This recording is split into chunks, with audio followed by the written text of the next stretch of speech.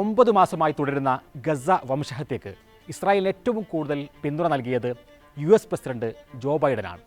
ആ ബൈഡൻ ഇന്ന് എല്ലാ അർത്ഥത്തിലും പരാജയപ്പെട്ട് അമേരിക്കൻ തെരഞ്ഞെടുപ്പിൽ നിന്ന് വരെ പിന്മാറിയിരിക്കുന്നു. ഇത് ഗസ യുദ്ധത്തിൽ എന്തെങ്കിലും മാറ്റമുണ്ടാക്കുമോ? നോക്കാം.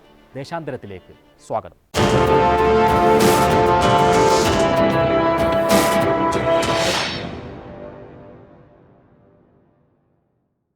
ഇസ്രായേൽ പ്രധാനമന്ത്രി ബെന്യാമിൻ നെതന്യാഹു അമേരിക്കയിലേക്ക് പറന്നിരിക്കുകയാണ്. യുദ്ധം തുടങ്ങിയ ശേഷം ആദ്യമായാണ് നെതന്യാഹു വിദേശ രാജ്യം സന്ദർശിക്കുന്നത്. നെതന്യാഹു പുറപ്പെട്ട വിമാനത്താവളത്തിൽ വരെ പ്രതിഷേധം കനത്തു. അമേരിക്കയിലേക്ക് പോകും മുമ്പ് ബന്ദികളെ മോചിപ്പിക്കാനുള്ള വെടിനിർത്തൽ കരാർ വേണം എന്നായിരുന്നു പ്രതിഷേധക്കാർ ആവശ്യപ്പെട്ടിരുന്നത്. പക്ഷേ പരമാവധി ഗസക്കാരെ കൊന്നൊടുക്കി വെടിനിർത്തൽ സാധ്യതകൾ അട്ടിമറിക്കുകയായിരുന്നു നെതന്യാഹു അമേരിക്കയിലെത്തുമ്പോൾ കടുത്ത ഇസ്രായേൽ അനുകൂലിയായ പ്രസിഡന്റ് ബൈഡൻ വലിയ തിരിച്ചടിയിലാണ്. കടുത്ത സമ്മർദ്ദങ്ങൾക്കൊടുവിൽ പ്രസിഡന്റ് തെരഞ്ഞെടുപ്പിൽ നിന്ന് പിന്മാറിയിരിക്കുകയാണ് ബൈഡൻ. ഗസക്കെതിരെ ഇസ്രായേലിൻ്റെ യുദ്ധം തുടങ്ങുമ്പോൾ US പ്രസിഡന്റ് ജോ ബൈഡൻ നേരിട്ട് ഇസ്രായേലിലെത്തി നെതന്യാഹുവിനെ കെട്ടിപ്പിടിച്ച് എല്ലാ പിന്തുണയും വാഗ്ദാനം നൽകി. ഇസ്രായേലിന് ആവശ്യമായ എല്ലാ സഹായവും ബൈഡൻ നൽകിക്കൊണ്ടിരുന്നു. അമേരിക്കയ്ക്ക് അകത്തും പുറത്തും വലിയ പ്രതിഷേധം നേരിട്ട ബൈഡൻ ഒടുവിൽ ഒരു വെടിനിർത്തൽ നിർദ്ദേശം സമർപ്പിക്കുകയായിരുന്നു. ഈ നിർദ്ദേശം ഹമാസ് അംഗീകരിച്ചുവെങ്കിലും നെതന്യാഹു അതിനെ തള്ളിക്കളഞ്ഞു. നെതന്യാഹു അമേരിക്ക സന്ദർശിക്കും മുമ്പ് ബന്ദികളെ മോചിപ്പിക്കാനുള്ള കരാർ നടപ്പിലാക്കേണ്ടിയിരുന്നു എന്നാണ് ഇസ്രായേലിലെ പ്രതിഷേധക്കാരും പ്രതിപക്ഷവും പറഞ്ഞിരുന്നത്. ഇസ്രായേൽ പ്രതിരോധ മന്ത്രി യോവ് ഗാലന്റ് അടക്കമുള്ള ആളുകളും ഇതേ അഭിപ്രായക്കാരായിരുന്നു. എന്നാൽ ഗസക്കൊപ്പം ലെബനാനിലേക്കും യുദ്ധം വ്യാപിപ്പിക്കണം എന്ന് വാദിക്കുകയായിരുന്നു മന്ത്രിസഭയിലെ തീവ്ര ജൂതപക്ഷം. അങ്ങനെയാണ് ഗസയിൽ ഇസ്രായേൽ കഴിഞ്ഞ ആഴ്ചകളിൽ കനത്ത ആക്രമണം നടത്തിയത്. യുദ്ധത്തിൽ എല്ലാം നഷ്ടപ്പെട്ടവർക്കായി UN നടത്തുന്ന സ്കൂളുകളിലെ അഭയാർത്ഥി ക്യാമ്പുകൾ ഒന്നൊന്നായി ബോംബിട്ട് തകർക്കുകയായിരുന്നു ഇസ്രായേൽ. ഓരോ ദിവസവും ഈ സ്കൂളുകളിൽ താമസിച്ചിരുന്ന നൂറുകണക്കിന് ഫലസ്തീനികൾ കൊല്ലപ്പെട്ടു.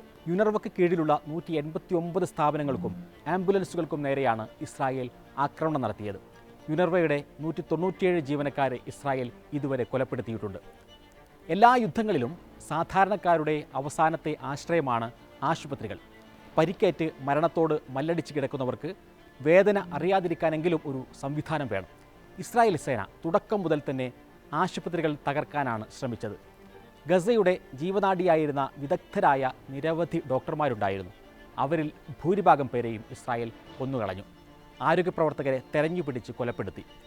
ആശുപത്രികൾ ഭൂരിഭാഗവും ഇപ്പോൾ പ്രവർത്തനരഹിതമാണ്. എവിടേക്കാണ് ഇനി പലായനം ചെയ്യുക എന്നതാണ് ഗസക്കാരുടെ ഇപ്പോഴത്തെ പ്രധാന ചോദ്യം. 4 പാടും ഇസ്രായേൽ ബോംബിടുകയും നിൽക്കുന്ന സ്ഥലത്തു നിന്ന് ഓടാൻ ഭീഷണി മുഴക്കുകയും ചെയ്യുകയാണ് ഇസ്രായേൽ. കൊടും ചൂടുകാലമാണ് ഇപ്പോൾ ഗസയിൽ. അവിടെ ആവശ്യമായ വെള്ളത്തിൻ്റെ 94% ഇസ്രായേൽ തടഞ്ഞതോടെ കുട്ടികളടക്കം ദാഹിച്ചു വലയുകയാണ്. കടുത്ത രോഗങ്ങളും അവരെ വേട്ടയാടുന്നു. ഈ ആക്രമണങ്ങൾക്കെല്ലാം ആയുധം നൽകുന്നത് അമേരിക്കയാണ്. അതിന് പിന്തുണ ഉറപ്പിക്കാൻ കൂടിയാണ് നെതന്യാഹുവിനെ അമേരിക്കയിലേക്ക് ക്ഷണിച്ചിരിക്കുന്നത്. US കോൺഗ്രസിൽ നെതന്യാഹുവിൻ്റെ നുണകൾ ആവർത്തിക്കാൻ അമേരിക്ക അവസരവും നൽകിയിട്ടുണ്ട്. പക്ഷേ നെതന്യാഹുവിന് ഏറെ പിന്തുണ നൽകിയ ബൈഡൻ നിറം കെട്ടു നിൽക്കുകയാണിപ്പോൾ. സ്വന്തം പാർട്ടിക്കുള്ളിലും പുറത്തും സമ്മർദ്ദം നേരിട്ടതോടെയാണ് ബൈഡൻ സ്ഥാനാർത്ഥിത്വത്തിൽ നിന്ന് പിന്മാറിയിരിക്കുന്നത്. ഭരണത്തിൽ തുടരാൻ യുദ്ധം തുടരുക തന്നെ വേണം നെതന്യാഹുവിന്. അതുകൊണ്ട് അതിനായി കൂടുതൽ ആയുധങ്ങൾ, കൂടുതൽ പിന്തുണ നെതന്യാഹു അമേരിക്കയിൽ നിന്ന് പ്രതീക്ഷിക്കുന്നത് ഇതാണ്.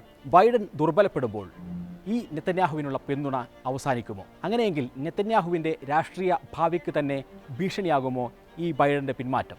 ഇതെല്ലാം പറയുമ്പോഴും ബൈഡൻ വെറും ബൈഡൻ മാത്രമായിരുന്നില്ല. അമേരിക്കയിലെ ജൂതലോബി, ആയുധലോബി ഇതെല്ലാം ശക്തരാണ്. അതിൻ്റെ മുമ്പിലെ ഒരു പാവ മാത്രമായിരുന്നു ബൈഡൻ എന്ന് വിശ്വസിക്കുന്നതാകും നല്ലത്.